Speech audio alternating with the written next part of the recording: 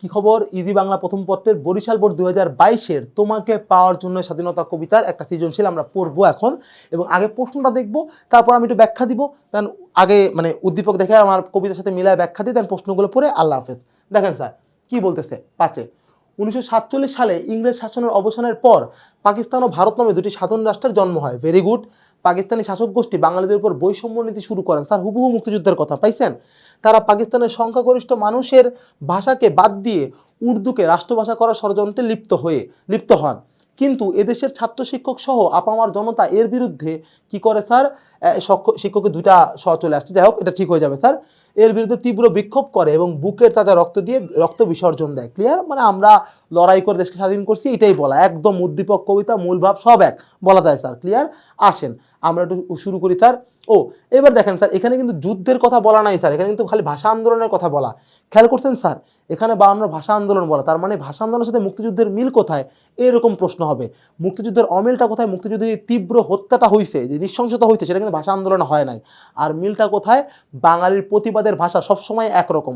71-এ যা করছি তার আগে প্রায় 20 বছর আগে 52-তে প্রায় একই রকম কাজই আমরা করছি। Clear sir? তো এইটার কিন্তু একটা মিল আমরা পাবো। শুরু করি স্যার। এক, শূন্য থালা হাতে পথের ধারে কে বসেছিল? স্যার শূন্য থালাতে পথের হাতে বসেছিল একজন অনাথ কিশোরী, হাড্ডিসার এক অনাথ কিশোরী, একদম হুবহু কবিতার লাইন, ওখান থেকে লিখবেন। হাড্ডিসার একটা অনাথ বাচ্চা, সে শূন্য থালাতে পথের ধারে বসেছিল। Clear sir? বুঝতে পারছেন? আসেন আমরা ক্ষয়ের প্রশ্নে চলে যাব। দেখেন কি বলতেছে, একটু খেয়াল করবেন। আর কতবার ভাসতে হবে রক্ত গঙ্গায়, বলতে বলতে কবি সাহেব কি বুঝাচ্ছেন? স্যার গঙ্গা হচ্ছে ভারতবর্ষের সবচেয়ে দীর্ঘ নদী। ভারত থেকে মূলত সিন্ধু নদ থেকে, পাকিস্তান থেকে শুরু হয়েছে, ভারতে গঙ্গা হয়ে বাংলায় পদ্মা হয়ে বঙ্গোপসাগরে পড়ছে স্যার। ক্লিয়ার? বিরাট নদী স্যার। কবি সাহেব রক্ত গঙ্গা দেখে বুঝলেন 71-এর জন্য, মুক্তিযুদ্ধের জন্য আর কত রক্তের গঙ্গা নদী দেখব, মানে আর কত দীর্ঘ রক্তের স্রোত দেখব। গঙ্গার মতো বড় নদী আর ভারতবর্ষে নাই, তো এত বড় স্রোত আর কত দেখবো আমি? এইটা মানে আমাদের হত্যার তীব্রতা, হত্যার গভীরতা বুঝাইতে কবি সাহেব এই বাক্যটা বলেন যে রক্তের স্রোত এত বেশি যেন গঙ্গা নদীর পানির সমান। বুঝতে পারছেন স্যার? এটা বুঝিতে কবি সাহেব এই উক্তিটি করেন। Okay sir, clear? এবং চলে যাবে এবার গয়ের প্রশ্নে। উদ্দীপকের পাকিস্তানি শাসক গোষ্ঠীর আচরণে তোমাকে পাওয়ার জন্য স্বাধীনতা কবিতার যে দিকটি প্রতিফলিত হয়েছে তা ব্যাখ্যা করো। উদ্দীপকে পাকিস্তানি শাসক গোষ্ঠীর আচরণে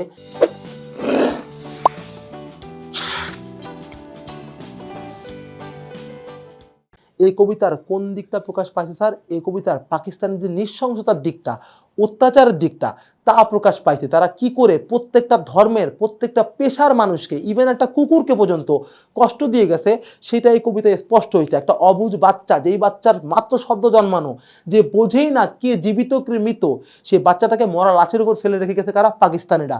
সেই যে নৃশংসতার ব্যাপারটা, জোর জুলুমের ব্যাপারটা যেটা কবিতায় বলা, সেটা কিন্তু উদ্দীপকেও কিছুটা উল্লেখ করা 52 ভাষা আন্দোলন বিষয়ে, যে পাকিস্তানি মিলিটারি কেমনে জোর জুলুম করে একটা অন্যায় ভাষার দাবিকে আমাদের বাংলায় প্রতিষ্ঠা করার চেষ্টা চালায় গেছেন।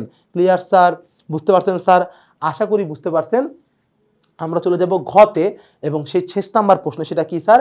উদ্দীপকে ছাত্র শিক্ষক সহ আপামর জনতার ভূমিকায় তোমাকে পাওয়ার জন্য স্বাধীনতা কবিতার কবির মনের আশা জাগিয়েছে, মূল্যায়ন করো। হ্যাঁ স্যার, উদ্দীপকে ছাত্র শিক্ষক আপামর জনতার ভূমিকায় এই কবিতার কি করছে স্যার? কবির মনে আশা জাগাইছে, কবির মনে একটা হোপ তৈরি করছে। Clear sir? এটা কিন্তু ট্রু। ভাষা আন্দোলন শহীদ হয় কিন্তু ছাত্রদের চাওয়ার কারণে। Okay sir? তারা তীব্রভাবে চায় যাতে মাতৃভাষা, রাষ্ট্রভাষা বাংলায় থাকে। আবার বলি, মাতৃভাষা কিন্তু না, রাষ্ট্রভাষা বাংলা লড়াই হয়েছিল।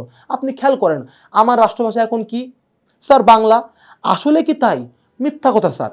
সংবিধানে বাংলা লেখা, কিন্তু আদতে একটা বিশ্ববিদ্যালয়ে ম্যাক্সিমাম সাবজেক্ট কোন ভাষায় পড়ায় স্যার? ইংলিশে পড়ায়। আপনি যে দেখেন ল কিসে পড়ায়, বা মেডিকেল সায়েন্সে আপনি বলেন মেডিকেলে তো বাংলা বই নাই, থাকবে না কেন? রাষ্ট্রভাষা বাংলা মানে বাংলা বই করতে হবে। কিন্তু যে আন্দোলন আমরা করছি, আমরা এখন মাতৃভাষা বাংলা আর প্রেম মানায় মাথা উঠে রাখছি, কিন্তু রাষ্ট্রভাষা বাংলার তো এই মিনিং না। হাইকোর্টের রায় এখনো ইংরেজিতে লেখা হয়, এখনো বাংলা লেখা হয় না। আপনি কি জানেন আমার দেশের ম্যাক্সিমাম ব্র্যান্ডের নাম একটা বাংলা দোকান, ধরেন সাকিব রুটির দোকান, সেইটা পর্যন্ত ইংরেজি বর্ণে লেখা, SAQIB সাকিব, RUTIR রুটির দোকান, DOKN এমনি লেখা স্যার। দুঃখজনক বিষয় স্যার। তো এইটাই কবি সাহেব দেখাচ্ছে যে ছাত্র জনতা কিন্তু ওই সময় রাষ্ট্রভাষা বাংলার জন্য লড়াই করছিল, মাতৃভাষার জন্য না আর কি। তারা আত্মত্যাগ করে একটা অদ্ভুত সফলতা অর্জন করছিল, যেটা এখন ব্যর্থ। ঠিক যেমনটা 71-এও আমাদের মুক্তিযোদ্ধারা তাদের জীবনকে আত্মত্যাগ করে, তাদের আদর্শকে আত্মত্যাগ করে একটা অদ্ভুত সুন্দর পৃথিবী তৈরি করার চেষ্টা করতেছিলেন, যেটা হয়তোবা এই মুহূর্তে পুরোপুরি সার্থক হয় নাই, তবুও স্যার দেশটা যে স্বাধীন হয়েছে, একটা মানচিত্র আমরা পাইছি, একটা পতাকা আমরা পাইছি, এই ভূমিকাটাই কিন্তু এই আপামর জনতার মধ্যে মিল পাওয়া যায়। অর্থাৎ মুক্তিযোদ্ধাদের ভূমিকা এবং আমাদের উদ্দীপকের সাধারণ আপামর জনতার যে ভূমিকা, তা মিলেমিশে এক হয়ে গেছে, তাই এখানে বলা যায়। Clear sir? ইনশাল্লাহ এভাবে উত্তর লিখলে আপনাদের এই প্রশ্নের কোনো সমস্যা থাকবে বলে আমার কাছে মনে হয় না।